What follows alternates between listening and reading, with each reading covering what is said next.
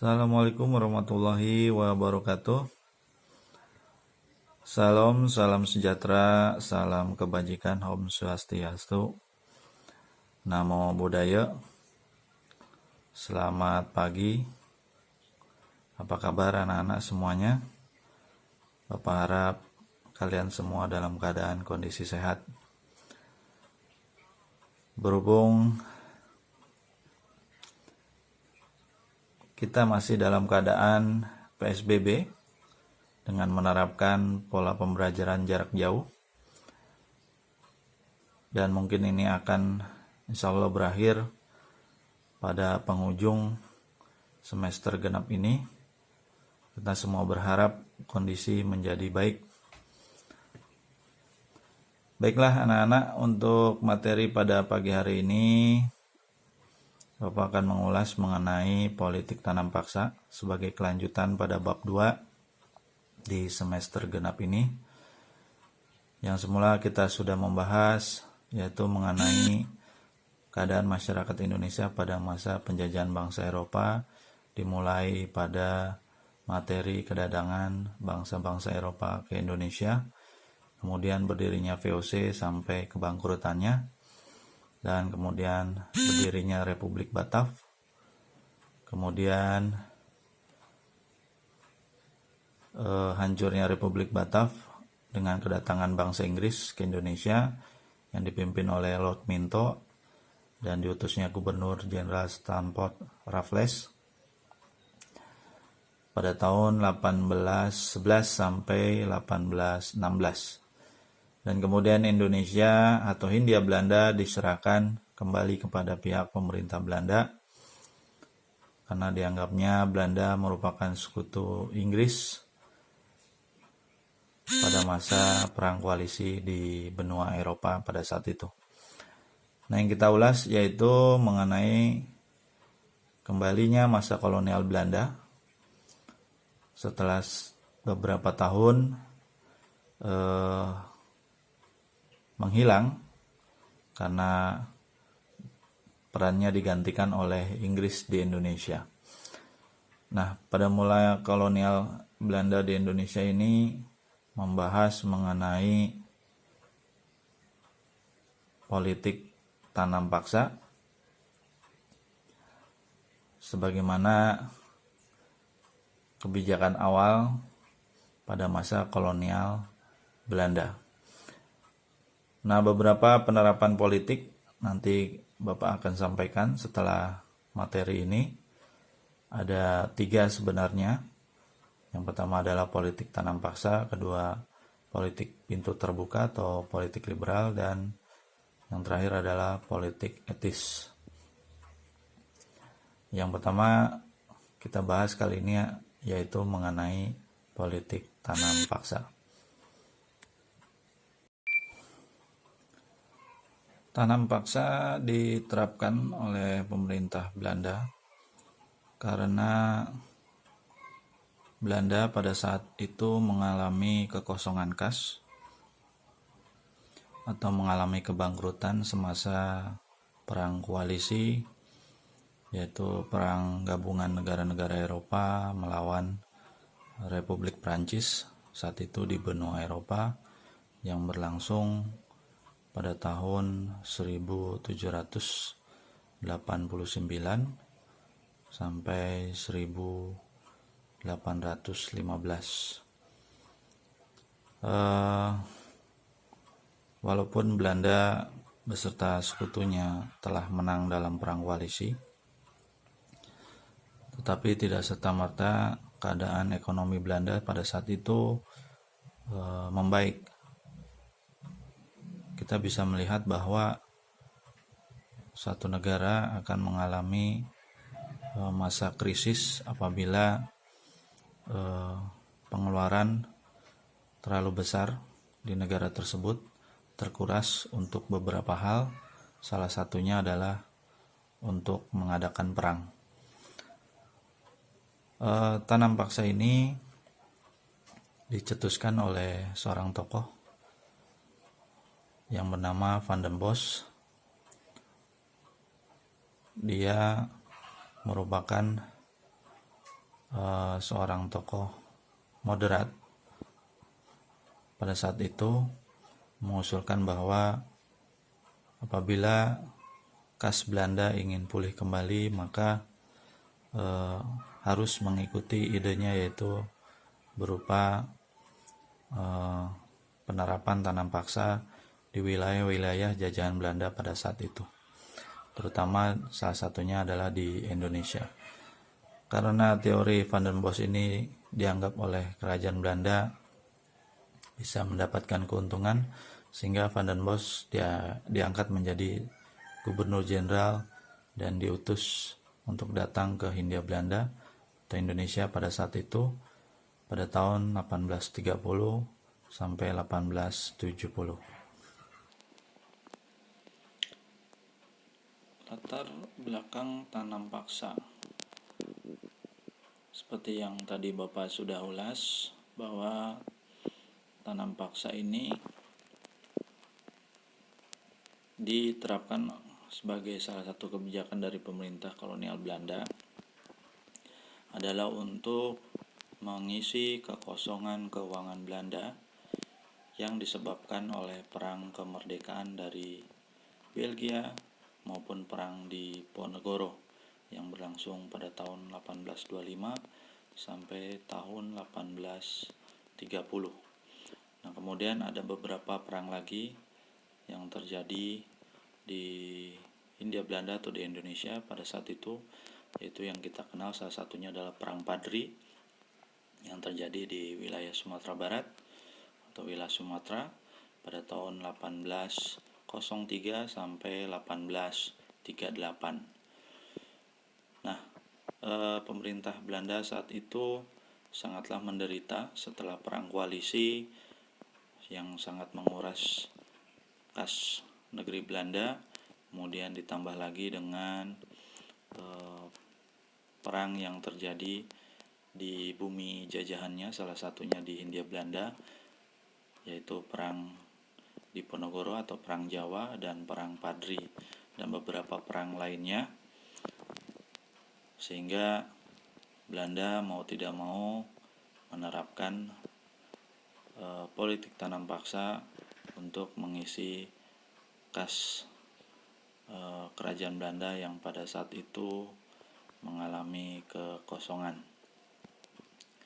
Anak-anakku sekalian, bahwa kita tahu tanam paksa ini adalah suatu kebijakan yang nantinya itu akan menguntungkan pemerintah kolonial Belanda. Baik, selanjutnya yang kita bahas yaitu mengenai aturan sistem tanam paksa. Aturan sistem tanam paksa yang pertama yaitu setiap penduduk wajib menyerahkan 1/5 dari lahan ditanami tanaman wajib yang berkualitas ekspor. Nah, kita tahu bahwa tanam paksa ini adalah suatu proyek di mana pemerintah Belanda mengadakan kebijakan bahwa beberapa jenis tumbuhan atau tanaman yang bernilai ekspor itu wajib ditanam di seluruh tanah jajahannya, tidak kecuali di Indonesia pada saat itu. Nah, beberapa jenis tanaman yang wajib ditanam ini bernilai ekspor yang luar biasa pada saat itu. Salah satunya adalah gula, kemudian ada tembakau, dan juga ada beberapa produk lain yang bernilai, yaitu ada 3 jenis lagi, yaitu teh, kopi, dan kapas. Nah, jadi kelima jenis tumbuhan ini adalah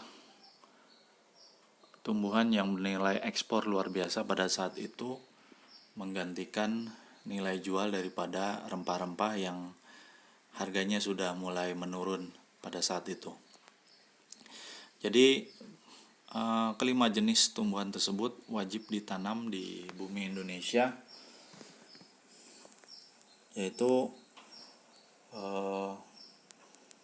di mana setiap para petani atau rakyat Indonesia yang mempunyai lahan 1/5 dari lahan yang dimilikinya wajib ditanami dari tanaman tersebut. Kemudian yang kedua adalah aturan yang kedua dari sistem tanam paksa itu, tanah yang disediakan untuk tanah wajib dibebaskan dari pajak. Jadi tanah yang 1/5 tadi yang ditanam tumbuhan wajib itu dibebaskan daripada pajak tanahnya. Kemudian yang kedua, hasil panen tanam wajib harus diserahkan pada pemerintah kolonial. Setiap kelebihan hasil panen dari jumlah pajak yang harus dibayarkan kembali kepada rakyat. Jadi proyek aturan sistem tanam paksa ini merupakan bagi hasil antara pemerintah kolonial dan rakyat Indonesia pada saat itu. Kemudian yang keempat, tenaga dan waktu yang diperlukan untuk menggarap tanaman wajib tidak boleh melebihi tenaga dan waktu yang diperlukan untuk menanam padi atau kurang lebih 3 bulan. Jadi ukuran tanam padi itu adalah 3 bulan. Bahwa dari proyek tanam paksa ini petani diwajibkan untuk menanam tanaman wajib tadi itu tidak boleh melebihi dari umur padi. Jadi sudah dipetik hasilnya. Nah, kemudian yang selanjutnya itu yang ke-5, mereka yang tidak memiliki tanah wajib bekerja selama 66 hari atau 1/5 tahun di perkebunan pemerintah. Jadi bagi petani yang tidak memiliki tanah atau yang disebut dengan petani gurem itu wajib kerja di tanah milik pemerintah Hindia Belanda pada saat itu. Kemudian jika terjadi kerusakan atau kegagalan panen menjadi tanggung jawab pemerintah jika bukan akibat kesalahan petani. Jadi apabila gagal panen yang disebabkan oleh alam bukan dari petani, pemerintah akan menanggung. Nah, kemudian pelaksanaan tanam paksa diserahkan sepenuhnya kepada kepala desa. Jadi pengawasannya selain pemerintah kolonial, aparat desa ya sebagai birokrasi terbawah pada saat itu ikut mengontrol daripada pelaksanaan aturan wajib sistem tanam paksa. Nah, kita ketahui bahwa aturan sistem tanam paksa ini berlangsung selama sekitar kurang lebih adalah 40 tahun dari 1830 sampai 1870, dan ini sangat memberikan kekayaan yang luar biasa bagi kerajaan Belanda, dan kebalikannya menyengsarakan bangsa Indonesia, yaitu di mana kebijakan aturan sistem tanam paksa tidaklah sesuai dengan teorinya. Pada prakteknya, misalkan yang poin pertama dari aturan sistem tanam paksa yaitu setiap penduduk wajib menyerahkan 1/5 lahannya untuk ditanam tanaman wajib. Ternyata pada prakteknya tidaklah 1/5, bisa melebihi 1/5 atau seluruhnya.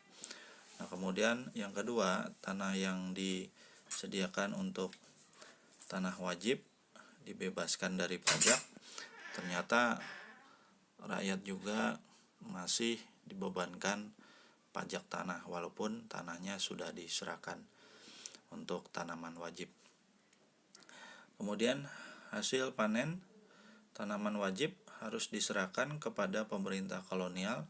Setiap kelebihan hasil panen dari jumlah pajak yang harus dibayarkan kembali kepada rakyat. Nah, ini kebalikannya, justru malah seluruhnya diambil oleh pihak pemerintah kolonial, dan untuk kedua kalinya rakyat atau petani dibebankan pajak daripada di luar panen tersebut.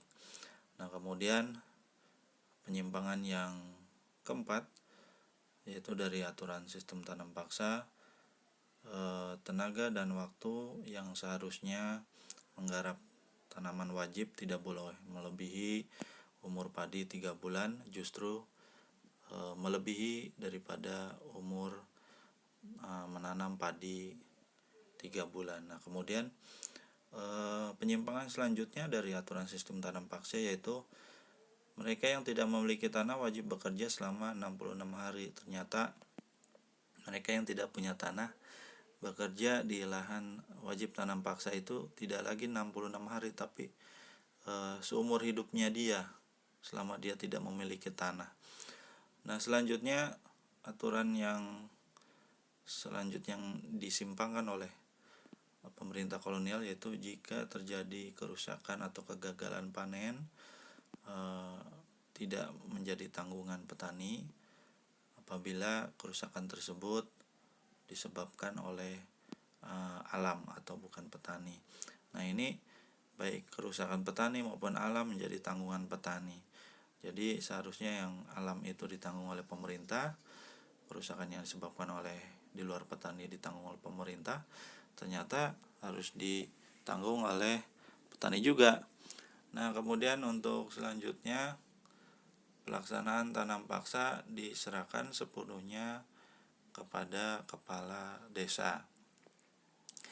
Nah, aturan menyimpang yaitu seharusnya kepala desa yang mengawasi, ternyata tidak hanya kepala desa, ya, kepala desa ternyata hanya menjadi bawahan saja. Yang terlibat langsung dalam pengawasan yaitu pihak militer kolonial Belanda pada saat itu, yaitu tentara yang mengawasi para pekerja di ladang yang ditanami tanaman paksa.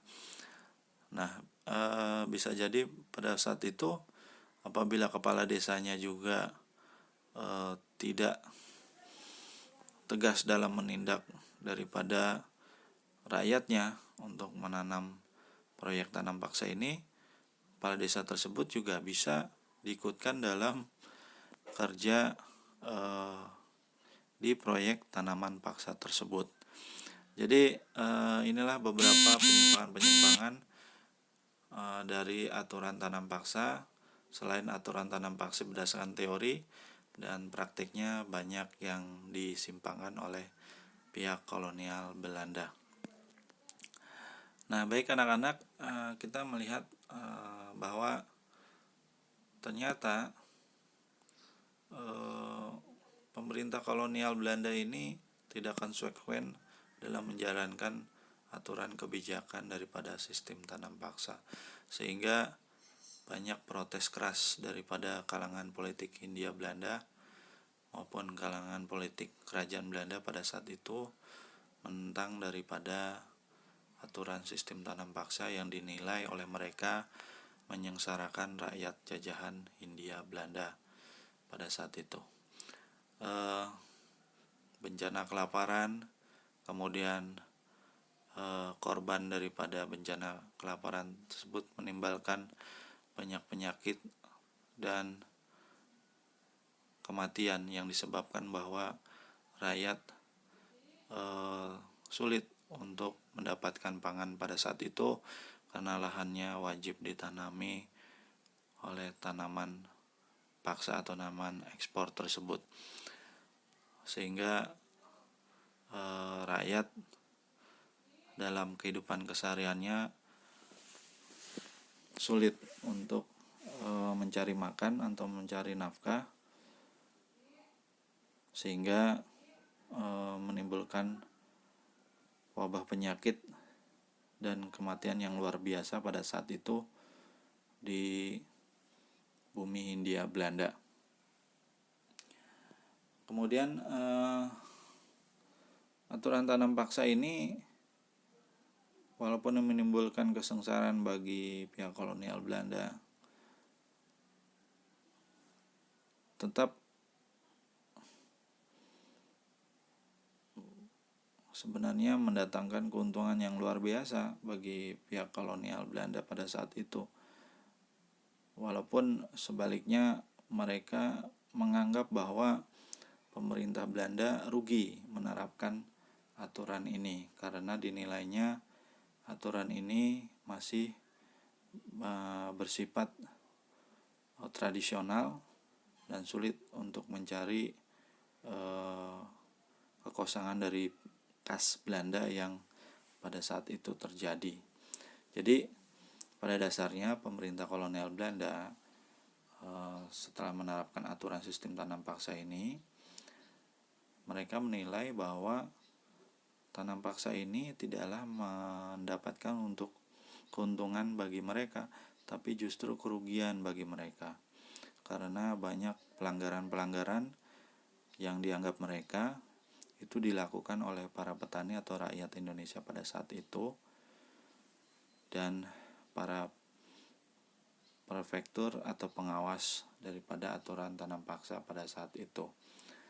Nah, ini merupakan suatu kebohongan publik pihak pemerintah kolonial Belanda yang dinilai oleh para politikus daripada kerajaan Hindia Belanda yang menentang atau tidak menginginkan adanya aturan sistem tanam paksa. Baiklah anak-anak, kalian bisa melihat tadi beberapa aturan pelaksanaan tanam paksa dan pelaksanaannya seperti halnya yang di samping materi ini. Jadi bahwa aturannya pada dasarnya tidaklah sesuai dengan daripada pelaksanaannya, sehingga banyak menimbulkan kesengsaraan bagi rakyat Indonesia. Dan justru kebalikannya, pemerintah Hindia Belanda mendapatkan keuntungan yang luar biasa daripada praktek tanam paksa ini, dan sehingga mereka bisa menutup daripada kekosongan kas Belanda yang dinilai pada saat itu justru malah pemerintah Belanda sulit untuk menutupi kas kekosongannya tersebut, sehingga banyak kebohongan-kebohongan publik pada saat itu bahwa pemerintah Hindia Belanda menganggap bahwa tanam paksa belum bisa mendatangkan keuntungan, tapi sebaliknya justru mendapatkan keuntungan yang luar biasa. Oke, untuk selanjutnya yaitu akibat tanam paksa. Nah, tanam paksa sendiri untuk Belanda yaitu membawa keuntungan yang melimpah, diantaranya kas Belanda menjadi surplus atau berlebihan. Yang kedua adalah Belanda bebas dari kesulitan keuangan. Jadi Belanda di dalam negeri Hindia Belanda menuduh bahwa tanam paksa mengalami kerugian, tetapi pada praktiknya Belanda tidaklah demikian. Justru malah mendapatkan keuntungan yang luar biasa. Oke, selanjutnya adalah akibat tanam paksa bagi bangsa Indonesia, yaitu adanya penyimpangan pelaksanaan tanam paksa, maka membawa akibat yang memberatkan rakyat Indonesia, yaitu banyak tanah yang terbengkalai sehingga gagal panen. Karena banyak petani yang pada saat itu sibuk untuk menggarap tanah yang ditanami tanaman ekspor atau tanam paksa tadi. Kemudian yang kedua, rakyat makin menderita. Ya, makin menderita karena waktu yang seharusnya untuk bisa menanam padi terbuang begitu sia-sia. Nah, yang selanjutnya adalah wabah penyakit merajalela akibat kelaparan yang luar biasa. Nah, bahaya kelaparan yang melanda di wilayah Indonesia, salah satunya di Cirebon, mengakibatkan rakyat pada saat itu mengungsi ke daerah lain yang untuk menyamatkan diri mereka dari wabah kelaparan tersebut. Nah, kemudian kelaparan hebat juga terjadi di Gerobogan di Jawa Tengah, sehingga banyak yang mengalami kematian dan menyebabkan jumlah penduduk menurun tajam. Anak-anak bisa mengamati bahwa tanam paksa bagi Belanda itu mendapatkan keuntungan, tapi Indonesia sebaliknya, jadi bertolak belakang. Nah, yang lebih parahnya lagi adalah pembohongan publikasi yang dilaksanakan oleh pemerintah kerajaan Belanda di Eropa bahwa kerajaan Belanda menganggap bahwa praktek tanam paksa yang diterapkan di bumi jajahannya, terutama di Indonesia, belum bisa menutupi kekurangan kas Belanda pada saat itu. Nah, justru malah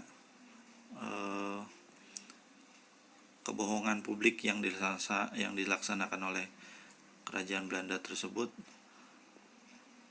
bertolak belakang dengan praktek yang sebenarnya. Justru malah praktek tanam paksa membuatkan keuntungan yang luar biasa bagi kas Belanda. Justru Belanda bisa memberikan pinjaman kepada pihak luar negeri. Berikutnya adalah penentangan tanam paksa. Yang pertama, golongan pendeta. Golongan ini menentang atas dasar kemanusiaan.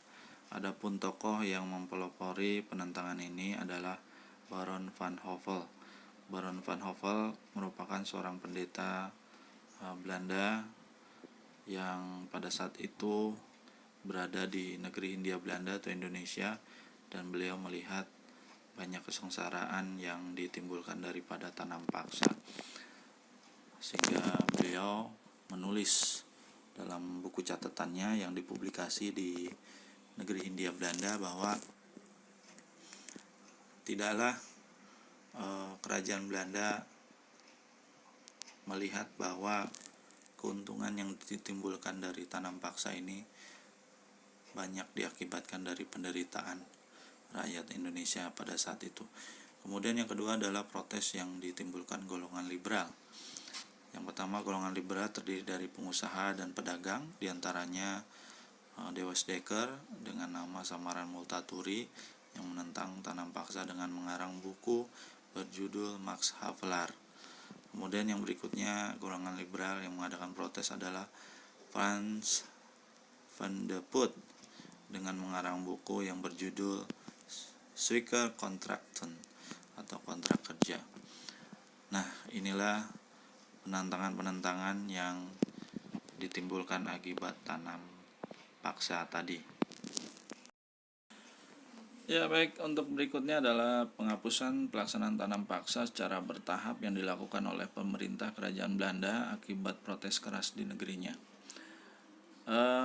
Banyak kecaman yang terjadi di negeri Belanda dari berbagai pihak sehubungan dengan pelaksanaan tanam paksa yang ada di bumi jajahannya. Lantas kemudian pemerintah kolonial Belanda menghapus secara bertahap.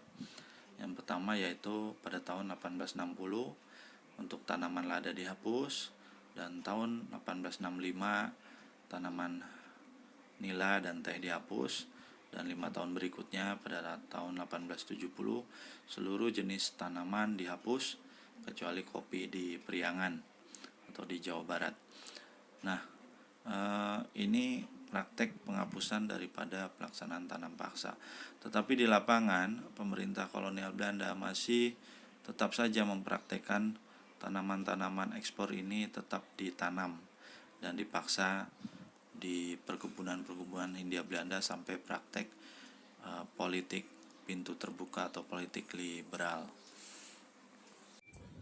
Oke, baiklah, tadi anak-anak yang saya banggakan mengenai materi politik tanam paksa. Banyak yang disebabkan akibat pelaksanaannya, yaitu salah satunya adalah negeri Belanda mendapatkan keuntungan yang luar biasa daripada praktek tanam paksa, yang tadinya negeri tersebut adalah negeri yang penuh utang, kemudian menjadi negara yang menjadi pemberi utang karena kasnya tercukupi dan hutang-hutangnya bisa dilunasi, dan kemudian Belanda menjadi negeri yang menjadi kaya raya dan bisa meminjamkan uangnya untuk beberapa negara. Nah, kebalikannya justru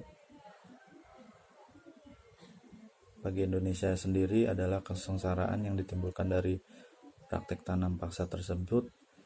Banyak wabah penyakit dan kelaparan akibat yang ditimbulkannya karena banyak petani yang tidak bisa menanami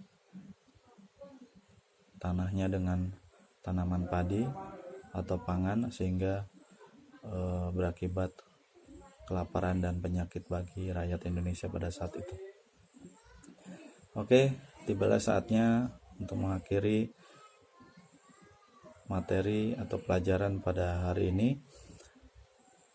Bapak mengucapkan terima kasih banyak atas perhatiannya, dan Bapak berharap kalian tetap di rumah, menjaga kondisi kesehatan, dan jangan lupa makan tepat waktu, istirahat yang cukup, dan jangan lupa untuk berolahraga dan beribadah. Mohon maaf lahir batin selama perjalanan bulan Ramadan ini, banyak kesalahan baik yang disengaja maupun tidak disengaja yang telah Bapak lakukan. Kemudian Bapak berharap kalian tetap bisa menjaga kondisi selama berada di rumah. Tetap semangat selalu. Assalamualaikum warahmatullahi wabarakatuh.